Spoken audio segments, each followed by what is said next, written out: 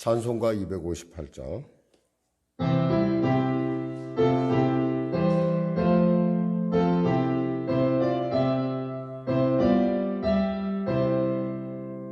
샘물과 같은 보혈은 주님의 피로다.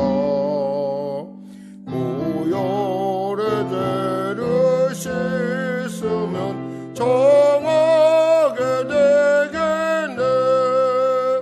정하게 되겠네. 정하게 되겠네. 보혈의 죄를 씻으면 정하게 되겠네. 저도 회개하고서 보혈에 씻었네. 저도 같은 이 몸도 죄 씻기 원하네. 죄 씻기 원하네. 죄 씻기 원하네. 저도 같은 이 몸도 죄 씻기 원하네. 죄속함 받은 백성은 영생을 얻겠네. 샘솟 뜻하는 피곤샘 한없이 크도다. 한없이 크도다. 한없이 크도다. 샘솟 뜻하는 피곤샘 한없이 크도다. 날 정케 하신 피보니 그 사랑 한없네. 살 동안 받는 사랑은 늘 찬송하겠네. 늘 찬송하겠네. 늘 찬송하겠네. 살 동안 받는 사랑은 늘 찬송하겠네. 이후에 천국 올라가 더 좋은 노래로 날 구속하신 은혜를 늘 찬송하겠네. 늘 찬송하겠네. 늘 찬송하겠네. 날 구속하신 은혜를 늘 찬송하겠네.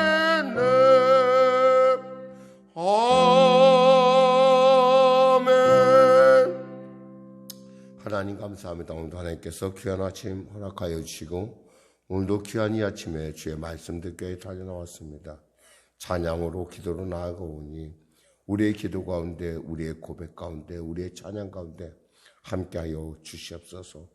영혼이 잘len같이 범사에만 강관한 은혜를 부어주시고 무엇보다도 주님이 나와 함께 하신다는, 주님이 내 편이라는 사실이 얼마나 복되고 놀라운 일인지, 또 그 놀라운 사실로 말미암아, 그 놀라운 은혜로 말미암아 세상 가운데 능히 승리하는 자로 주님을 기쁘시게 앉아서 설 수 있도록 축복하여 주옵소서. 병든 자 치료받게 하시고, 문제가 자 해결받게 하시고, 눌린 자 자유케 하여 주시고, 길을 잃은 자 길을 발견하는 시간 발견하는 시간 되게 하여 주시옵소서. 예수님의 이름으로 기도드립니다. 아멘. 하나님은 살아계십니다. 은혜 나누실 말씀은 시편 124편 말씀입니다. 시편 124편 말씀. 구약성경 898쪽입니다. 시편 124편. 우리가 지난주까지 가상 7원에 대해서 말씀을 나눴고요. 오늘부터 또다시 시편 말씀을 들어갑니다. 시편 124편 구약성경 898쪽입니다. 우리 하나님 말씀 같이 합독하겠습니다. 표제어부터 합독하도록 하겠습니다. 다윗의 시 곧 성전에 올라가는 노래. 이스라엘은 이제 말하기를 여호와께서 우리 편에 계시지 아니하셨더라면 우리가 어떻게 하였으랴. 사람들이 우리를 치러 일어날 때 여호와께서 우리 편에 계시지 아니하셨더라면 그때 그들의 노여움이 우리에게 맹렬하여 우리를 산채로 삼켰을 것이며 그때 물이 우리를 휩쓸며 시내가 우리 영혼을 삼켰을 것이며 그때 넘치는 물이 우리 영혼을 삼켰을 것이라 할 것이로다. 우리를 내주어 그들의 입에 씹히지 아니하게 하신 여호와를 찬송할지로다. 우리의 영혼이 사냥꾼의 올무에서 벗어난 새같이 되었나니 올무가 끊어짐으로 우리가 벗어났도다. 우리의 도움은 천지를 지으신 여호와의 이름에 있도다. 아멘. 오늘 우리의 도움이 되신 여호와 하나님의 말씀 제목으로 말씀 나누도록 하겠습니다. 다시 말씀드리자면 시편 124편은 시편 120편에서 시편 134편에 이르는 성전에 올라가는 노래의 표제어가 붙은 그 성지 순례시 15편 중에 5번째 시편이기도 합니다. 또 설명을 드린다면 이 시편의 15편 중에는 다윗시가 4편이 있는데 그 중에 지금 2번째 시편이죠. 특별히 이 시편의 내용은 한마디로 얘기하면 대적의 공격에서 지켜주시고 보호하심, 그리고 하나님이 내 편이 되어주심, 이런 사실에 대해서 감사하며 올라가는 순례객의 노래라고 할 수 있습니다. 사실 이 시편의 읽는 형식은 어떠냐면 처음에 시편 124편 1절을 그러니까 예배를 인도하는 자가 부른다고 한다면 그 나머지 절은 바로 3, 4, 5절에 대해서 회중이 부릅니다. 그리고 함께 부르는 것이 6, 7, 8절 이렇게 같이 부르는, 이렇게 2, 3, 4, 5절을 같이 부르는 데는 그만한 이유가 있다라는 거예요. 오늘 주님이 내 편이시라는 사실이 얼마나 중요한가 한번 말씀을 나누도록 하겠습니다. 자, 1절 같이 합독하겠습니다. 이스라엘은 이제 말하기를 여호와께서 우리 편에 계시지 아니하셨더라면 우리가 어떻게 하였으라, 이렇게 얘기합니다. 하나님이 우리 편에 계신다는 얘기는 뭐야? 하나님이 우리 편이시다는 뜻이에요. 사실 이스라엘 백성들은 하나님이 이스라엘의 편이 되지 않았다고 한다면 참으로 이스라엘 민족 자체가 성립되지도 않았을 거라는 거죠. 특히 여기서 이스라엘은 이제 말하기를, 이렇게 써요. 이스라엘은 이제 말하기를. 우선 이스라엘 역사상 가운데 하나님의 그 놀라운 하나님이 함께 하심으로, 하나님이 편이 되심으로 이루었던 많은 일들을 우리가 볼 수 있어요. 무엇보다도 우리가 기억하는 것은 출애굽의 사건을 보면 우리가 알 수 있죠. 당시 노예들은 주인의 물품이었어요. 그러니까 마치 물건과 같은 건데 이 물건도 그냥 물건이 아니라 생산 도구와 같은 거예요. 근데 그 물건을 쉽게 포기할 사람이 없죠, 주인이. 그러니까 그 주인이 포기할 수밖에 없는, 그러니까 몇 번이고 바로의 반복하는 모습을 통해서 우리는 정말 이 노예라는 것이 얼마나 소중한 것인가. 그런데 결국에는 포기하게 만들죠. 그게 10가지 재앙을 통해서 400년 동안이나 공짜로 부려먹던 노예를 그냥 포기하게 됩니다. 누가 하나님이 이스라엘의 편이 되어 주셨기 때문에 가능한 일이죠. 또한 하나님께서 이스라엘 백성의 편이 되어주신 것은 광야에서도 마찬가지입니다. 그 광야는 쉽게 건널 수 있는 인생이 뭔가 할 수 있는 곳이 아니에요. 글자 그대로 광야는 하나님이 도와주시지 아니하면 생존할 수 없는, 광야 그 자체가 그들의 고백처럼, 그들의 불평처럼 큰 무덤이 될 수밖에 없는 그런 곳이 바로 광야라고 할 수 있습니다. 그 광야를 거칠 때 하나님께서 그들에게 만나를 공급했고, 그들의 구름 기둥이 되셨고, 그들의 불 기둥이 되셨고, 또 그들의 삶 가운데 함께 하심으로 말미암아 40년을 그렇게 헤맨데도 옷이 헐거나 발이 부르트지 않았다고 하는 그러한 고백을 우리가 들을 수 있습니다. 가나안 땅에 들어와서도 문제죠. 제일 첫 번에 맞이했던 것이 여리고라는 성이었어요. 여리고라는 성은 그렇게 만만한 성이 아닙니다. 근데 여리고를 하나님께서 그의 편이 되어주시자 여리고 성을 단순히 함성을 지름으로 무너지는 놀라운 기적을 체험하게 되죠. 이렇게 하나님이 함께 한다는 것은 사람들에게 있어서나 우리 모든에 있어서 굉장히 놀라운 일이라는 거죠. 우리도 살다 보면 이렇게 답답하고 어려울 때가 많아요. 근데 하나님이 내 편이라는 사실을 정확하게 알면, 우린 그 사실을 알면 우린 이렇게 고백할 수 있다는 거죠. 2절에서 5절까지 압도하겠습니다. 사람들이 우리를 치러 일어날 때 여호와께서 우리 편에 계시지 아니하셨더라면 그때 그들의 노여움이 우리에게 맹렬하여 우리를 산채로 삼켰을 것이며, 그때 우리를 휩쓸며 시내가 우리 영혼을 삼켰을 것이며, 그때 넘치는 물이 우리 영혼을 삼켰을 것이라 할 것이로다. 한마디로 말해서 우리의 모든 인생의 고난에 있어서 정말 많은 여러 가지가 있을 수 있는데, 하나님이 우리 편이 아니라고 한다면 우선 이 사람들이 우리를 괴롭게 한다서 우린 결코 자유로울 수가 없다는 거죠. 사실 어떻게 생각하면 우리가 닥치는 재앙 중에 이런 코로나 같은 불가항력적인 상황도 있지만은 대개의 모든 상황 중에 사람들이 있다는 것을 우리는 압니다. 그럴 때 우리가 이 사람들에 의해서 어떤 이런 어려움들, 그들의 노여움, 그들의 그 강렬함, 그들의 교만, 이런 것들이 우리의 영혼을 삼켰을 거라는 것이죠. 그러니까 하나님이 우리 편이 되셨기 때문에 우리가 이겨낼 수 있었다는 거죠.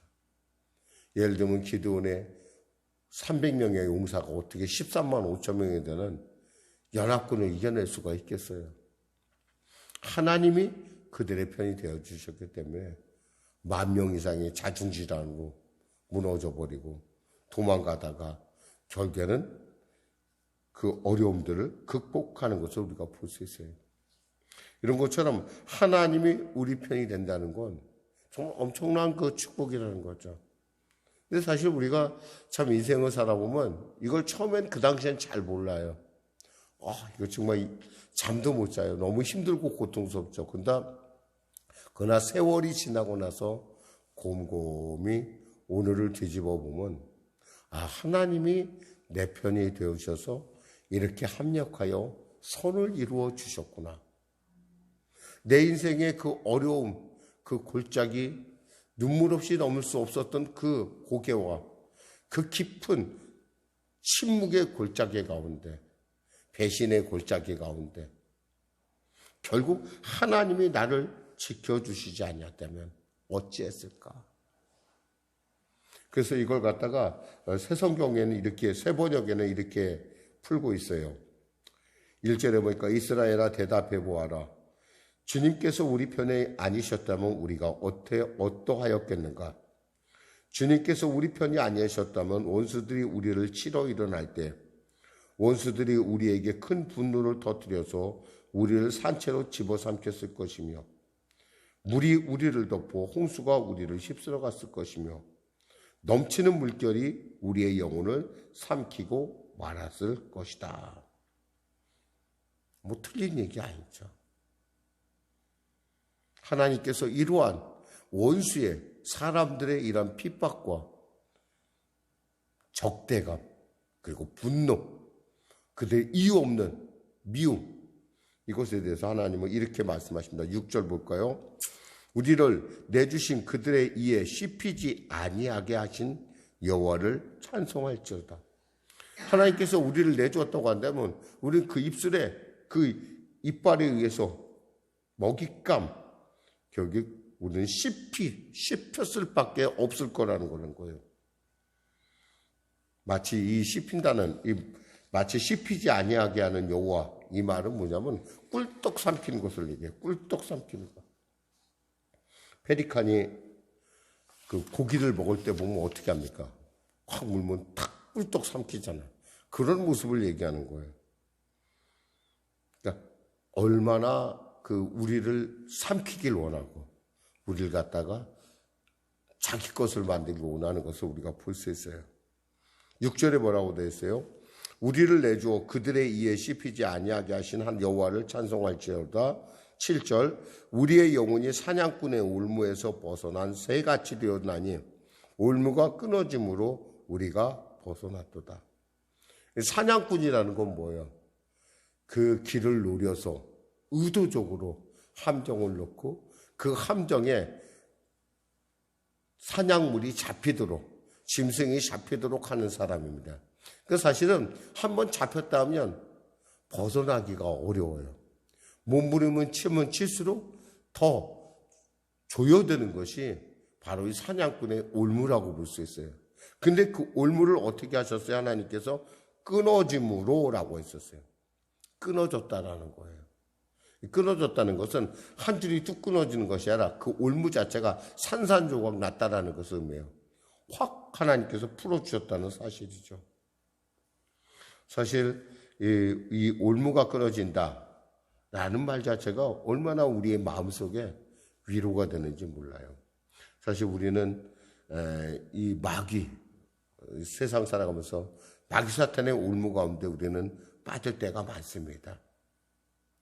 뭐 중독의 문제, 습관의 문제, 과도한 경쟁심, 세속적 가치관, 이런 것들이 우리로 하여금 알면서도 거기에 빠지게 만드는 거예요. 근데 하나님께서 어느 순간에 그 중독의 문제를 깨뜨리시고 우리를 자유케 한다는 거죠.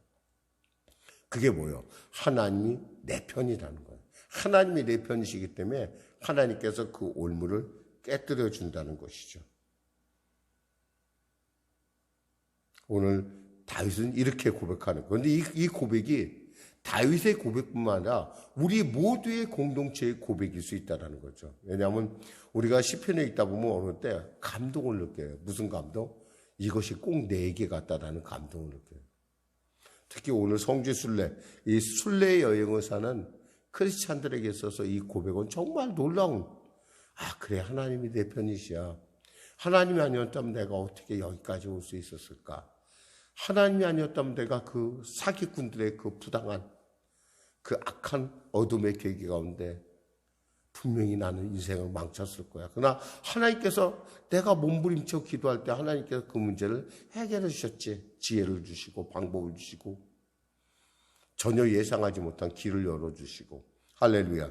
바로 그 얘기를 하는 거예요. 그러면서 마무리를 칩니다. 같이 합독하겠습니다. 우리의 8절, 우리의 도움은 천지를 지으신 여호와의 이름에 있도다.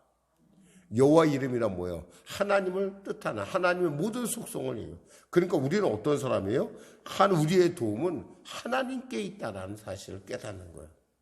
그러면서 이 성전을 향해서 열심히 올라가 하나님께 영광 돌리는 이런 모습을 우리가 볼 수 있습니다. 오늘도 삶의 현장에서 때에 따라 우리는 이런 부당하고 또 참 답답한 경우를 당할 수 있습니다. 그럴 때 우리는 기억해야 됩니다. 그러함에도 불구하고 나는 하나님이 내 편이시라는 사실, 그 사실을 꼭 잊지 않는다고 한다면 우리는 어떠한 순간에도 그건 역시 하나님의 영광을 나타내는 과정이 되리라 라고 고백할 수 있다는 겁니다.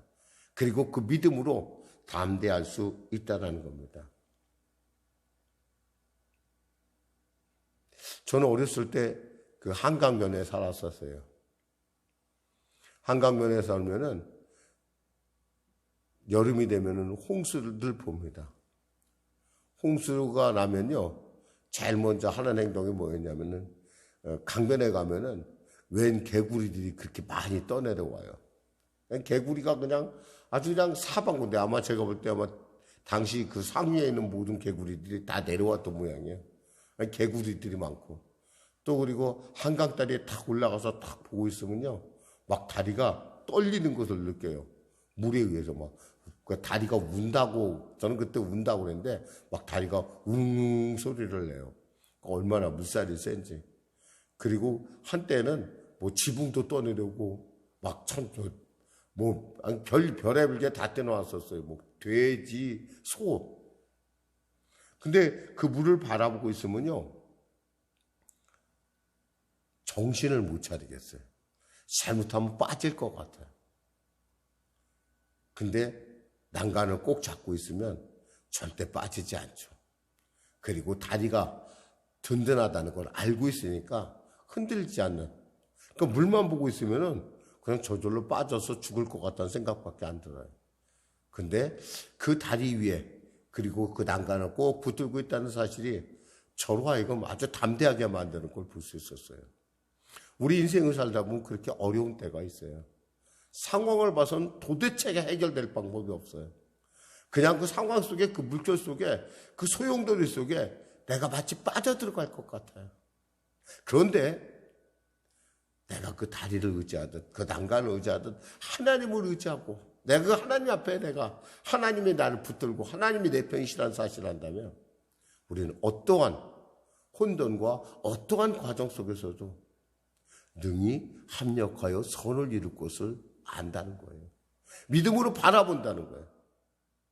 오늘 여러분의 삶이, 그리고 여러분의 인생에 주어지는 앞으로의 세계들이 그와 같이, 비록 여러분 생각에는 방법이 없어 보이고, 여러분 생각에는 정말 부당해 보이고, 여러분 생각에는 도저히 잠을 못 이룰 정도로 고통스럽다 하더라도 결국 그 상황 역시도 하나님이 여러분의 편이 되심으로 말미암아 합력하여 선을 이루는 복된 가정임을 믿으시기를 주님의 이름으로 축원합니다. 기도하겠습니다. 하나님 아버지 감사합니다. 오늘 시편의 말씀을 통하여 하나님이 우리 편이라는 것이 얼마나 놀라운 일인지, 비록 지금 보이지 않습니다. 만져지지 않고 들려지지 않습니다. 이 상황 속에서 내가 곧 침몰할 것 같은 그러한 위기 속에 내가 있다 할지라도 하나님이 내 편이라서는 이 복된 사실을 내가 꼭 붙들고 능히 이 위기가 변하여 우리로 인생의 깊은 의미를 깨닫게 하는, 하나님의 그 놀라운 은혜를 알게 하는 복된 시간, 은혜의 시간, 능력의 시간, 보석 같은 시간이 되게 하여 주시옵소서. 예수님의 이름으로 기도드립니다. 아멘. 우리 말씀 생각하고 찬양하고 기도하겠습니다. 찬송가 545장입니다.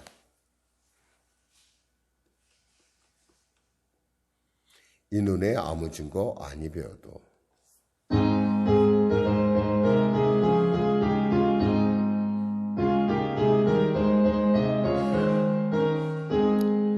이 눈에 아무 증거 아니 배워도 믿음만을 가지고 손을 걸으며 이 귀에 아무 소리 아니 들려도 하나님의 약속 위에 서리라.